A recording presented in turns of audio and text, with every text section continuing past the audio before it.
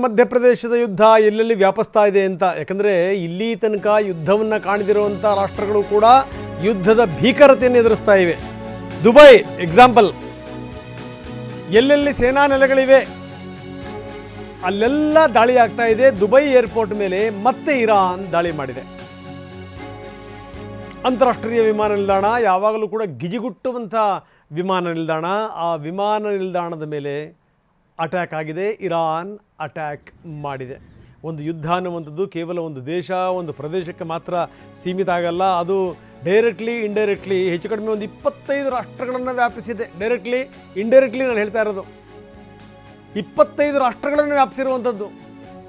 ಇನ್ನು ನೋಡಿ, ಇಸ್ರೇಲ್ ಕೂಡ ಇರಾನ್ ಮೇಲೆ ದೊಡ್ಡ ಪ್ರಮಾಣದ ದಾಳಿ ಮಾಡ್ತಾ ಇದೆ. ಟೆಹರಾನಲ್ಲಿರುವಂಥ ಏರ್ಪೋರ್ಟ್ ಮೇಲೆ ಅಟ್ಯಾಕ್ ಮಾಡಿದ್ದಾರೆ. ಮೆಹರಾಬಾದ್ ಏರ್ಪೋರ್ಟ್ ನೋಡಿ, ಇದು ಈ ದೊಡ್ಡ ಬಾಂಬರನ್ನು ಹೊರಗಡೆ ತೆಗೆದಿದೆ. ಅಮೆರಿಕ ಸೇನೆಗೆ ಶಕ್ತಿಶಾಲಿಯಾಗಿರುವಂಥ B-1 ಬಾಂಬರ್. ಬ್ರಿಟನ್ ಏರ್ಫೋರ್ಸ್ ಸ್ಟೇಷನಲ್ಲಿ ಈ ವಿಮಾನ ಲ್ಯಾಂಡ್ ಆಗಿದೆ. B-1 ಬಾಂಬರ್, ಅದನ್ನು ನೋಡಿದ್ರೇ ಒಂಥರ ಭಯ ಬರುತ್ತೆ, ಹಂಗಿದೆ. B-1 ಬಾಂಬರ್ ವಿಮಾನ ಏರ್ಫೋರ್ಸ್ ಸ್ಟೇಷನಲ್ಲಿ ಲ್ಯಾಂಡ್ ಆಗಿದೆ ಬ್ರಿಟನ್ನಲ್ಲಿ.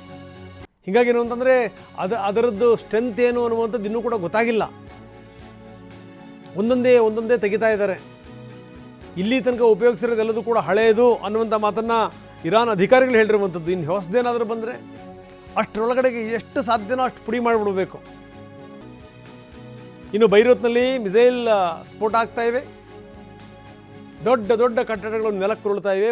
ಲೆಬನಾನ್ನ ಬೈರೂತ್ ಮೇಲೆ ಯಾವ ರೀತಿ ದಾಳಿ ಆಗ್ತಾ ಇದೆ, ನಿರಂತರವಾಗಿ ಇಸ್ರೇಲ್ ಬೈರೂತ್ ಮೇಲೆ ದಾಳಿ ಮಾಡ್ತಾ ಇದೆ. ನಾನು ಹೇಳ್ತಾ ಇದ್ದೆ, ಹಿಂದೆಲ್ಲ ಯಾವ ರೀತಿ ಡ್ರೋನನ್ನು ಕಳಿಸಿತ್ತು ಅಮೆರಿಕ. ಆ ಡ್ರೋನ್ ಎಲ್ಲೆಲ್ಲಿ ಸುತ್ತಾಡ್ತಾ ಇತ್ತು. ಆ ಸಂದರ್ಭದಲ್ಲಿ ಏನೋ ಹೊತ್ಕೊಂಬಿದ್ದಾದ ಮೇಲೆ ಅದು ಇರಾನ್ ಕೈಗೆ ಸಿಕ್ಕಾಕೊಳ್ತು. ಇರಾನ್ ಹೇಳ್ತು, ಇಲ್ಲ ಇದು ಡ್ರೋನನ್ನು ಅಮೆರಿಕ ಕಳಿಸಿದೆ, ಇದನ್ನು ಜಾಸೂಸಿ ಮಾಡೋಕ್ಕೆ, ಗೂಢಚರ್ಯೆ ಮಾಡೋಕ್ಕೆ ಅಂತ. ಇಲ್ಲ ಇದು ನಮ್ಮದಲ್ಲ ಅಂತೂ ಅಮೆರಿಕ. ಆಮೇಲೆ ಅದರ ವಿಡಿಯೋ ಮಾಡಿ ಬಿಡ್ತು ಇರಾನ್, ನೋಡ್ರಪ್ಪ ಇದು ನಿಮ್ಮದು ಹೌದು ಅಲ್ವೋ ನೋಡಿ ಅಂತ.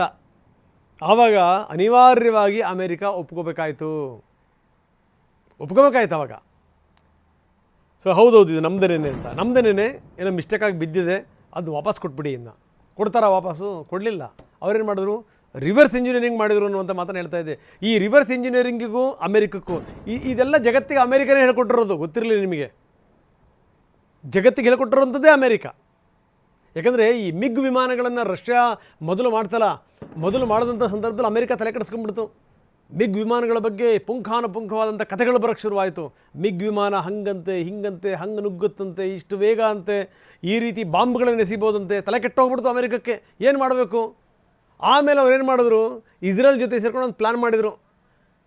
ಎಲ್ಲೆಲ್ಲಿ ಮಿಗ್ ವಿಮಾನಗಳು ಓಡಾಡ್ತಾ ಇವೆ ಅಂತ. ಇರಾಕ್ನಲ್ಲಿ ಮಿಗ್ ವಿಮಾನಗಳಿವೆ ಅಂತ ಗೊತ್ತಾಯಿತು. ಅಲ್ಲಿ ಅವನೊಬ್ಬನ ಒಳಗಡೆ ಹಾಕ್ಕೊಂಡು, ಅವನು ಬೆಳಗ್ಗೆ 8 ಗಂಟೆಗೆ ಬಂದಂಥ ವ್ಯಕ್ತಿ, ಅವನು ಆ ಮಿಗ್ ಸ್ಟಾರ್ಟ್ ಮಾಡಿದವನು ವಾಪಸ್ ಬರಲೇ ಇಲ್ಲ. ಅವನು ಇರಾಕಿಗೆ ಸೀದಾ ಬಂದಿದ್ದು ಇಸ್ರೇಲಿಗೆ. ಈಜಿಪ್ಟ್ ಮುಖಾಂತರ ಇಸ್ರೇಲಿಗೆ ಬಂದಿಳಿತು ವಿಮಾನ. ಅಲ್ಲಿಂದ ಅದೊಂದು ಯಾವುದೋ ಒಂದು ನಿಗೂಢವಾದಂಥ ಸ್ಥಳಕ್ಕೆ ಹೋಯಿತು. ಅದನ್ನು ಬಿಚ್ಚಿ ಇವ್ರು ನೋಡಿ ಏನೇನು ಇಂಜಿನಿಯರಿಂಗ್ ಇದು ಏನು ಎತ್ತ ಅಂತ ರಿವರ್ಸ್ ಇಂಜಿನಿಯರಿಂಗ್ ಮಾಡಿದ್ರು. F ಸೀರೀಸ್ ಯುದ್ಧ ವಿಮಾನಗಳು ಬಂದ್ವಲ್ಲ, ಅದು ಆವಾಗ. ಅದನ್ನೇ ಈಗ ಬೇರೆಯವರು ಕೂಡ ಮಾಡ್ತಾ ಇದ್ದಾರೆ. ಈ ಹೊರ್ಮುಜ್ ಜಲಸಂಧಿ ಬಗ್ಗೆಯೂ ಕೂಡ ಹೇಳಬೇಕು. ಅತ್ಯಂತ ಏನು ಅಂದ್ರೆ ಒಂಥರ ಈ ಚಿಕನ್ ನೆಕ್ ಥರ ಇರುವಂಥ ಹೊರ್ಮುಜ್ ಜಲಸಂಧಿ. ಹೀಗಾಗಿ ಏನು ಅಂದರೆ ಈ ದೊಡ್ಡ ಪ್ರಮಾಣದಲ್ಲಿ ಹಡಗುಗಳು ನಿಂತು ಬಿಡಿ, ಯಾವುದೇ ಕಾರಣಕ್ಕೂ ಬಿಡಲ್ಲ ಅಂತ ಹೇಳ್ತಾ ಇದೆ ತುಂಬ ಸ್ಪಷ್ಟವಾಗಿ. ಅದು ಹೆಂಗೆ ಹೋಗ್ತೀರಿ ಹೋಗಿ, ಇಲ್ಲಿಂದ ಯಾವುದೇ ಕಾರಣಕ್ಕೂ ಬಿಡಲ್ಲ ಅಂತ. ಅಲ್ಲೇನು ಕಾಂಪಿಟೇಷನ್ ಮಾಡಿ ಹೋಗ್ಲಿಕ್ಕೆ ಸಾಧ್ಯವೇ ಇಲ್ಲ ಅಂತ ಜಲಸಂಧಿ ಅದು, ಹೊರ್ಮುಜ್ ಜಲಸಂಧಿ. ಹೀಗಾಗಿ ಅಮೆರಿಕ ಕೂಡ ಹೇಳಿದೆ, ನೀವೇನಾದರೂ ಬಿಡಲಿಲ್ಲ ಅಂತಂದರೆ ದೊಡ್ಡ ಪ್ರಮಾಣದ ದಾಳಿ ಮಾಡ್ತೀವಿ ಅಂತ. ಜೊತೆಗೆ ಅಮೆರಿಕ ಕೂಡ ತುಂಬ ಸ್ಪಷ್ಟವಾಗಿ ಇನ್ಶೂರೆನ್ಸ್ ಕಂಪ್ನಿಗಳಿಗೂ ಕೂಡ ಹೇಳಿದೆ, ಅಲ್ಲಿ ಓಡಾಡುವಂಥ ಏನೇನು ಶಿಪ್ಗಳಿವೆಯಲ್ಲ ಅದ್ರ ಮೇಲೆ ಯಾವುದೇ ಕಾರಣಕ್ಕೂ ನಿರ್ಬಂಧ ಹೇರಬೇಡಿ, ಇನ್ಶೂರೆನ್ಸ್ ಕೊಡಲ್ಲ ಅಂತ. ಏನಾದರೂ ಎಡವಟ್ಟುಗಳಾಗ್ಬೋದು, ಇನ್ಶೂರೆನ್ಸ್ ಕೊಡಬೇಕು ನೀವು ಅನ್ನುವಂಥ ಮಾತನ್ನು ಖುದ್ದು ಅಧ್ಯಕ್ಷರೇ ಹೇಳಿದ್ದಾರೆ, ಟ್ರಂಪೇ ಹೇಳಿದ್ದಾರೆ. ಹೊರ್ಮುಜ್ ಜಲಸಂಧಿಯನ್ನು ಹೆಂಗಾದರೂ ಮಾಡಿ ಓಪನ್ ಮಾಡಿಸ್ಬೇಕು. ಸಾವಿರಾರು ಶಿಪ್ಗಳು ನಿಂತು ಬಿಟ್ಟಿವೆ, ಸಾವಿರಾರು ಶಿಪ್ಗಳು. ಮೊದಲೇ ಅದೊಂದು ಸಣ್ಣದಾದಂಥ ಕಿರಿದಾದಂಥ ಪ್ರದೇಶ ಅದು. ಒಂದು ಹೆಜ್ಜೆ ಮುಂದಕ್ಕಿಟ್ಟರೆ ನೀವೇನಾದರೂ ಸ್ಟಾರ್ಟ್ ಮಾಡಿದರೆ ಉಡಾಯಿಸ್ಬಿಡ್ತೀವಿ ಅಂತ ಹೇಳಿಬಿಟ್ಟಿದೆ ಇರಾನ್. ಏನು ಮಾಡಬೇಕು ಈಗ? ಅಮೇರಿಕ ಇದಕ್ಕೆ ಸಂಬಂಧಪಟ್ಟಂಗೆ ಮಧ್ಯಪ್ರವೇಶ ಮಾಡಿದೆ. ಇಸ್ರೇಲ್ ಮತ್ತು ಅಮೆರಿಕ ಪ್ರತೀಕಾರವನ್ನು ಶುರು ಮಾಡಿವೆ.